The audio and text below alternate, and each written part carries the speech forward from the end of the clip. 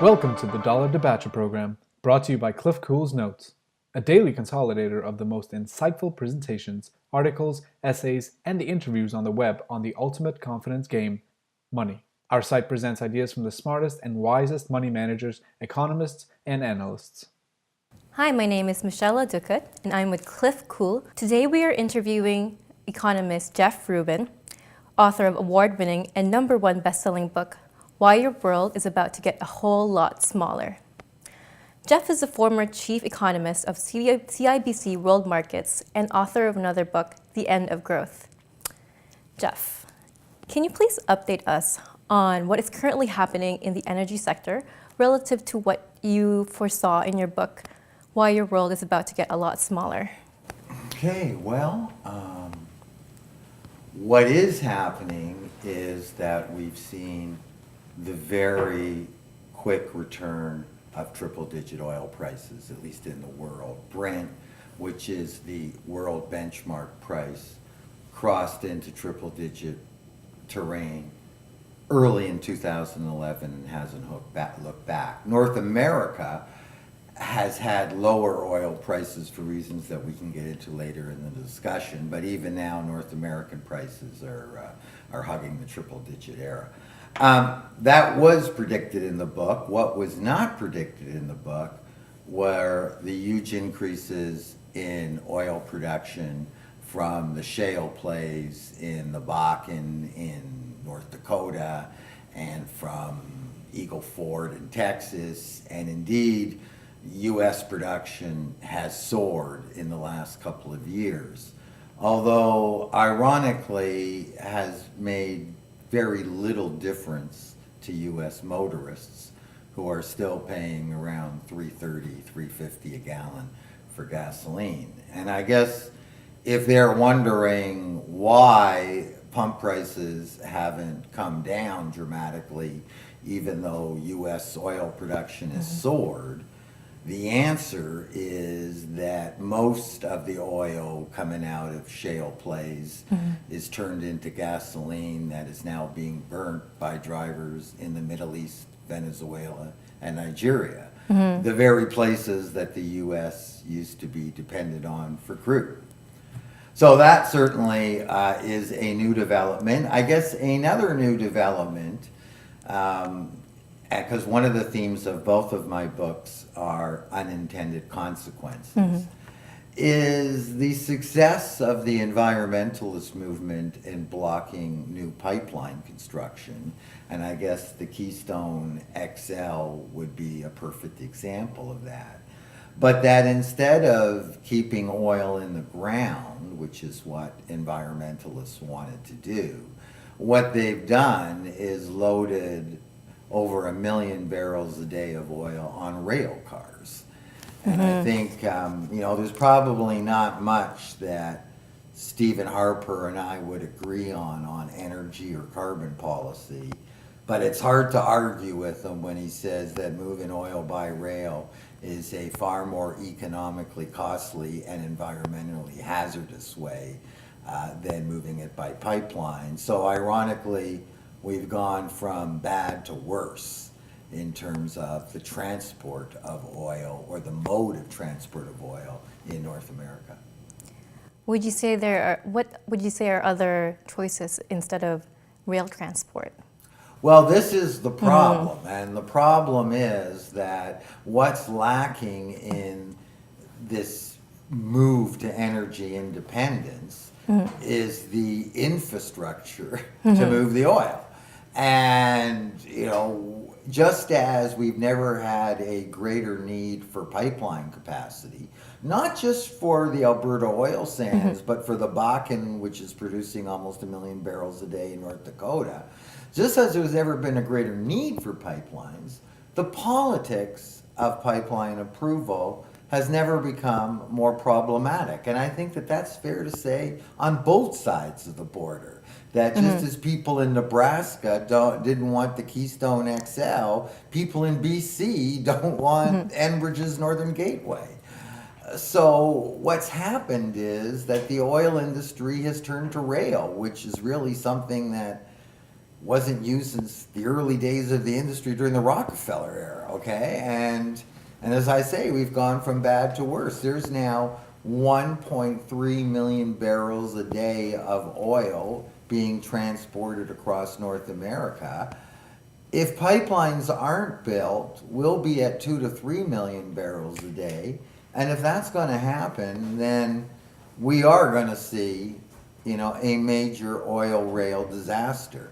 And if you're saying we've already seen one, we have in Lac Megantic, but we're not going to see one like in some rural Quebec, Maine border. We're going to see one outside of Toronto or Chicago, and then that's going to be a game changer.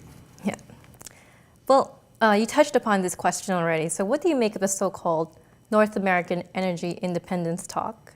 Well, energy independence, of course, came about as a reaction to the two OPEC oil shocks and the fact that North America didn't want to be hostage to hostile powers for a supply of a vital fuel.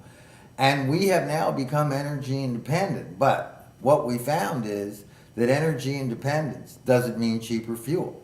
So does it really matter whether the oil is coming from the Bakken, whether it's coming from the oil sands, or whether it's coming from the Middle East, if it costs $100 a barrel? Because I think the problem confronting our economies right now is not the origin of oil, it's the cost of oil. And energy security, we haven't been hostage to an oil shock for over 30 years. I mean, no one's closed the spigot. The spigot's wide open. We're consuming almost 90 million barrels a day. The problem is that the kind of prices that we need to feed the spigot from places like the Bakken, deep water, and oil sands translates into the same prices that's very difficult for our economies to grow with. Okay. What is the IPCC report and what information does it relate to? Well, it's very interesting because the Intergovernmental Panel on Climate Change's recent report, says that they're 95% confident, which in statistics is pretty confident, that man-made emissions are driving global climate change, and that they're 95% confident that that's going to continue to be the case. Moreover, they say that if we're going to restrict temperature changes to only 2 degrees Celsius, above which would be disastrous, we can only emit another 500 billion tons of carbon. Well, you say 500 billion tons of carbon is quite a bit. Well, actually, it's only about 1/5 all the carbon reserves of publicly listed coal, natural gas, and oil companies. Which raises a very interesting question because, as you know, the share values of coal, natural gas, and oil companies trade to a large extent as a ratio to their proven reserves because their proven reserves are ultimately future cash flow. But are these proven reserves really future cash flow, or are they going to become stranded assets? Because if we were to combust them, they would be 5 times what the IPCC says we can combust in the next 30 to 40 years. Well, if that's the case, then I think it's clear that there are going to be different metrics for valuing reserves. That we're not going to be able to combust all of these reserves, and hence, these reserves aren't going to generate the kind of cash flow that's embedded in share prices. And of course, it's not just about individual energy firms, because if you would look at certain indices, like the Toronto Stock Exchange, for example, the Toronto Stock Exchange is a great index vehicle to invest in carbon, because 30% of market cap is the energy sector, which is virtually all carbon.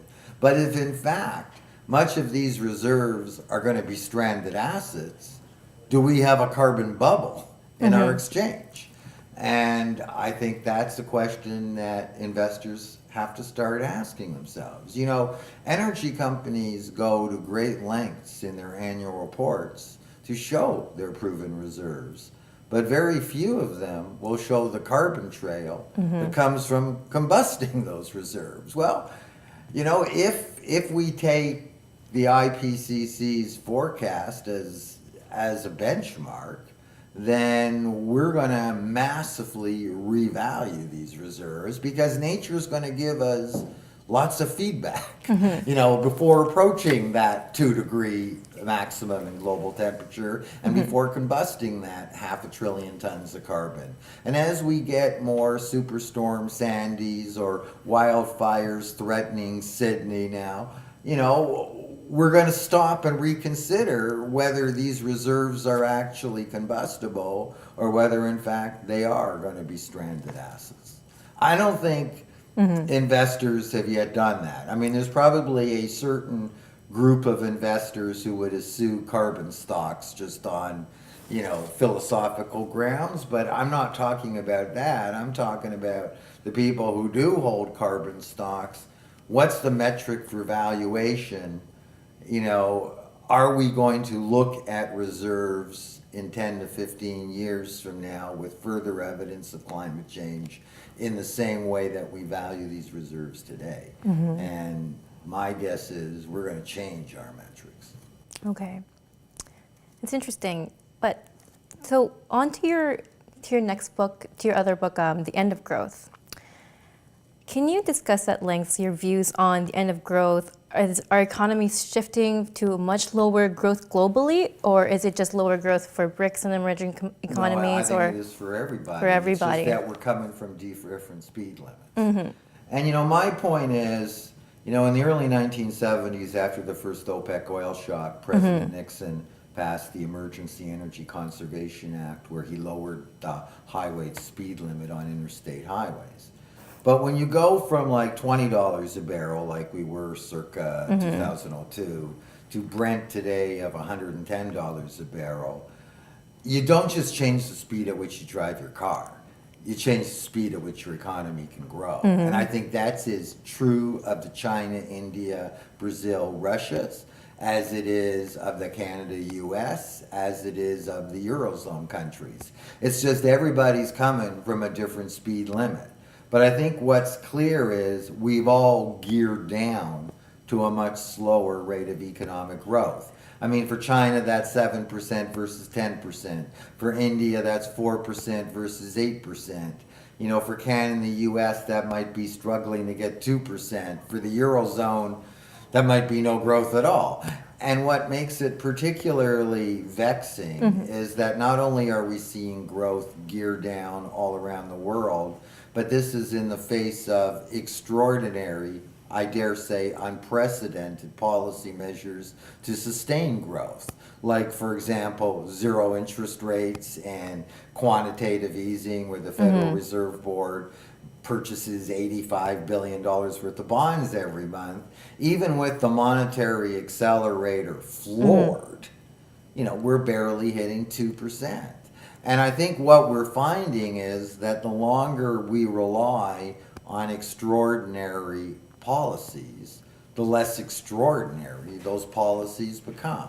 Like, sure, when interest rates are first at zero, businesses and households think that this is a once-in-a-lifetime opportunity to borrow and move purchases forward, whether it's a house or a car.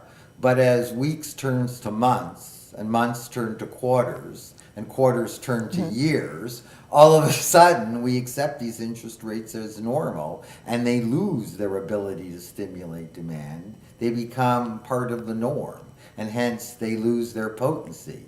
So I'm just pointing out that even despite these extraordinary measures, anywhere you look, you're seeing growth slow down. Now, that's not a message that politicians or their economic managers can say, because that's not a message we want to hear.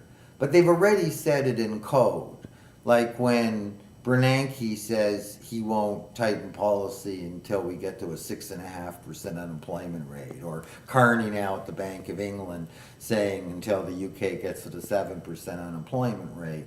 Well, turn the clock back 3 to 4 years ago, if Bernanke or Carney or any of that other central banker would say they were going to tighten at a 6.5%, 7% unemployment rate, they'd have been shocked.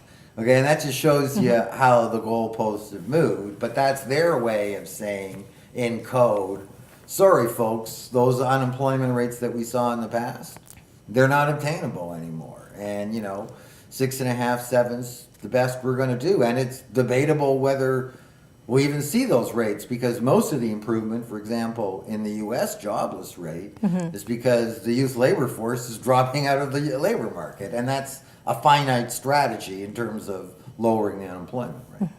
Seems like they're running out of tools to reverse this.